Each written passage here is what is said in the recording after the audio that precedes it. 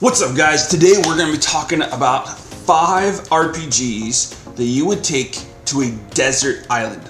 Alright? Now, I know this whole conversation is kind of ridiculous and silly and whatever, but it's kind of fun, right? And so the idea is you are stranded alone on a desert island all by yourself. You get 5 games to pick, okay? Now, we're doing RPG specifically here, obviously, so if you had other picks, that's fine, but that's what I'm doing here. So remember, this is my list. I'll explain my reasons for it, but give me yours. I know it's going to be different. That's great. Give me your list. What would you take? What do you think would fit the best? For this list, I kind of thought through the basic criteria. Is I wanted at least a little bit different. Some of them might be a little similar, but I tried to pick something a little different. You couldn't have multiple in the same franchise, nothing like that.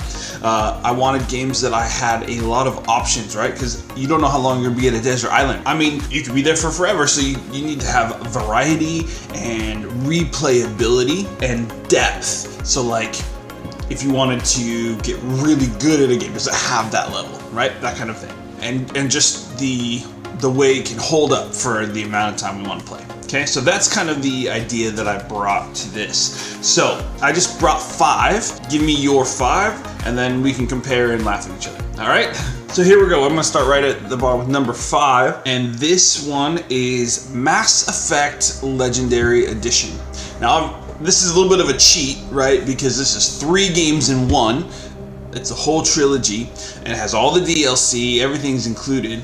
But if you think about the Mass Effect trilogy, first off, the games are huge in and of themselves. You can just kind of go right through the main story, but even that I think tends to be around 30 hours plus, but you can easily spend 60 to 80 hours in each game. You have different builds that you can make, right? You can make different choices, especially in 2, but 3 as well, and see like the differences. I mean, there's some choices in 1, I guess. I don't know. There's not too many, and they're kind of big, but it's still there, right? So you make different choices, make different playthroughs, make a different shepherd, play male shepherd, play female shepherd. You can, save different people, whatever, and then just your builds as a combat, right? You could be a biotic, you could be a standard soldier, you could be the tech person, I can't remember the name, right? So there's a build variety.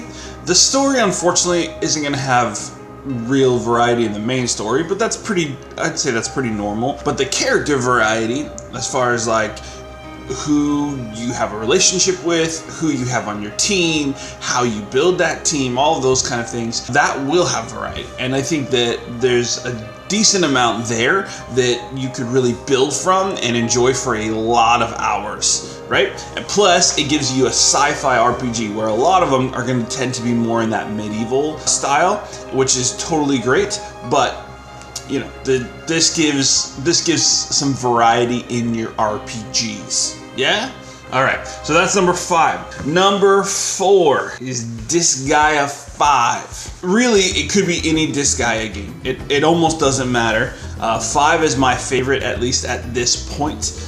Different people will have their picks, and that's totally fine. But the reason I pick a Disgaea game is that 1, it gives you some variety with a strategy RPG.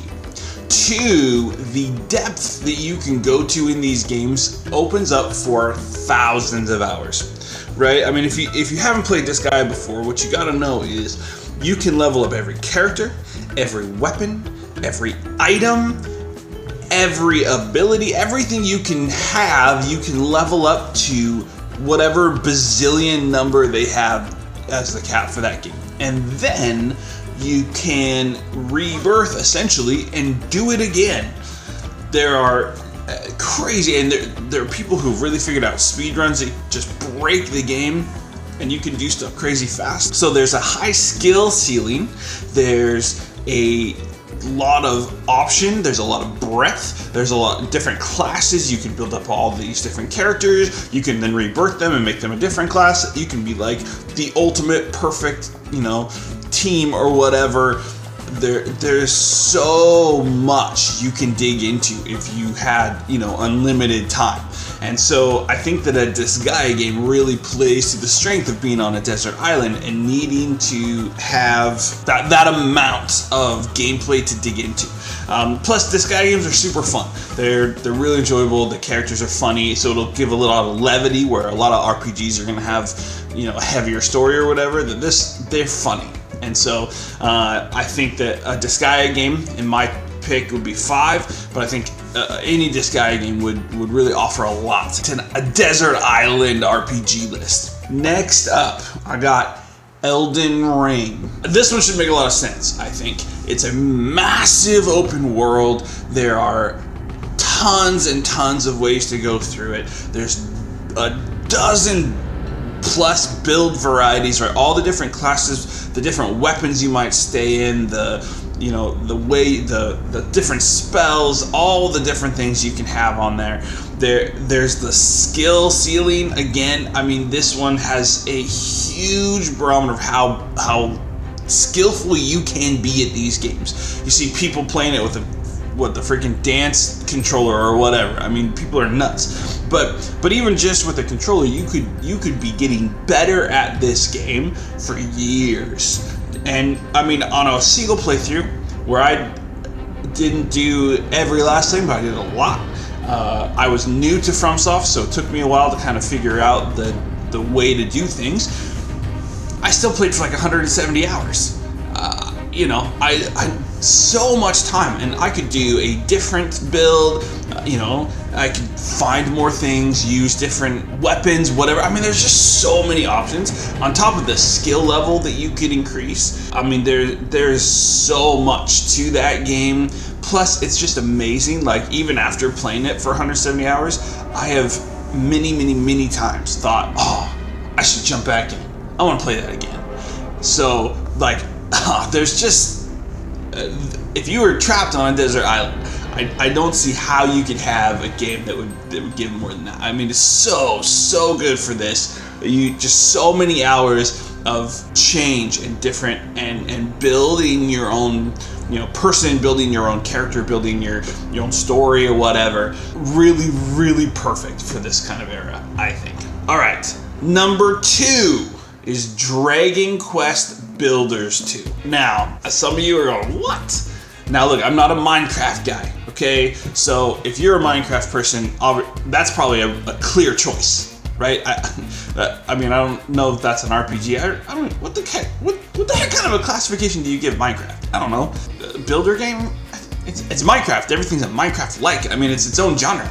So throw that out. I'm not a Minecraft guy. That's not gonna happen.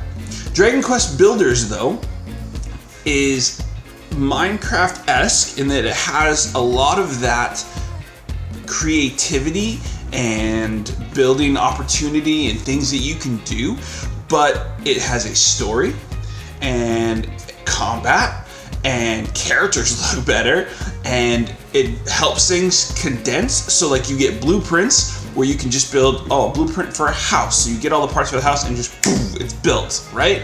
And so the creativity doesn't take as long to figure out and get into. I will give that it's not going to have that same skill ceiling as Minecraft, because you can get blueprints and set it up, but you could build what you want, and so you could still have a huge, town or whatever that you build and create and are, unique, and so you could change the build every single time you play, even if you never restart it, because I don't think the story changes at all, and you still have to do those like basic sets every time. So you just get to the end, but then you can build a whole town, demolish it, rebuild a whole nother thing, change it, you can make it huge, like roller coaster to like another part, another town, whatever. Like, because of that creativity building, like, even though that's not typically my style of game, I'm not usually into that kind of level of building and stuff. Like, if I was trapped on a desert island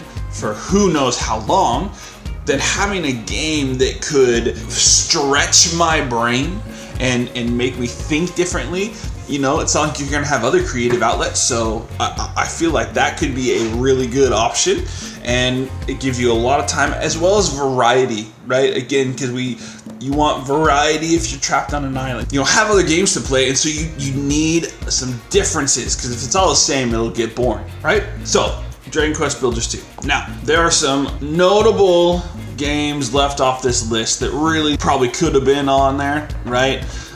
They're not. So before I get to number 1, let me just name off a few that I really thought of, but partly because they're so similar, I didn't include them. Now maybe these are on your list, but Skyrim, Witcher 3, any Diablo, like Diablo 3 or Diablo 4 that has thousands of hours of content, those would have been good options too. But I won't name all because you guys can give me some. But here we go. My number one is fresh, it's pretty new.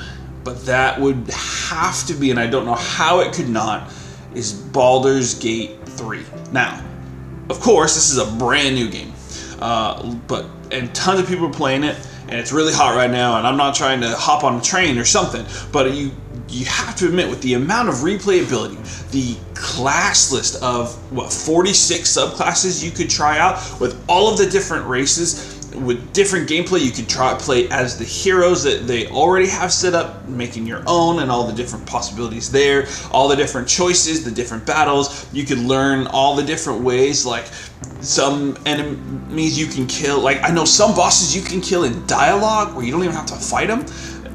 You play as a ranger, play as a close fighter, play as a magician, play as a stalker, play a solo playthrough, play a team build, have your romance with every character. I mean, whatever. Like, there's so much to this game. It's so well written and well crafted. Of course, it has some issues like any other game, but there's the depth of this game is so insane. Like, if you had unlimited time to just pour into a game, I mean, how could that not be on there?